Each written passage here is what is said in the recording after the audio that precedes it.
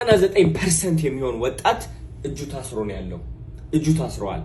ብዙ ሀበሻ እጃቸው ታስረዋል። እንደዚህ አስመሳይ ነው የበዛው። ሁሉም ሰው አስመሳይ ነው።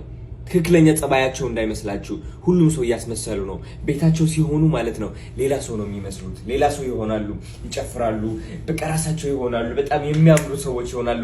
ወደ ውጪ ሲወጡስ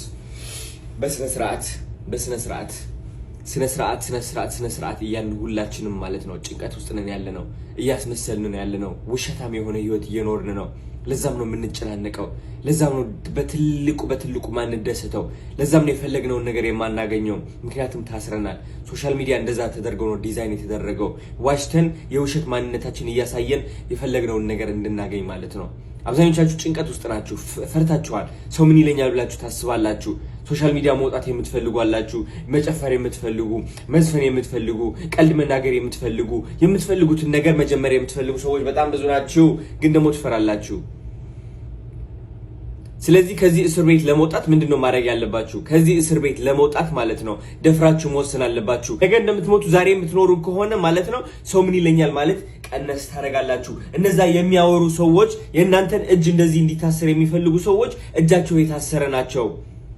እጁ የተፈታ ሰው ሲያዩ ማለት ነው ያንገበግባቸዋል፣ ይናደዳሉ። ስለዚህ ማወቅ አለባችሁ።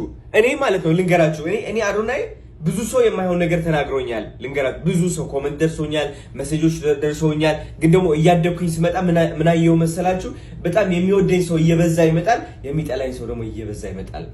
ስለዚህ እናንተ ሁሉም ሰው እንዲወዳችሁ የምትፈልጉ ከሆነ እድሜ ልካችሁ ታስራችሁ ትኖራላችሁ ማለት ነው። ግን ደግሞ እያደጋችሁ ስትመጡ፣ ራሳችሁ እየሆናችሁ ስትመጡ፣ ራሳችሁ እየወደዳችሁ ስትመጡ፣ ራሳችሁ ስለምትወዱ ሌሎች ሰዎችም ለራሱ ይወዷቸዋል። ግን ደግሞ ራሳችሁ ስለምትወዱ ብዙ ሰዎችም ለራሱ ይጠላቸዋል ማለት ነው። የሚጠሏችሁ ሰዎች ደግሞ የነሱን እስራት ስለምታስታውሷቸው ነው። ሌላ ምንም አይደለም። ስለዚህ በጥሱትና ተገላገሉ።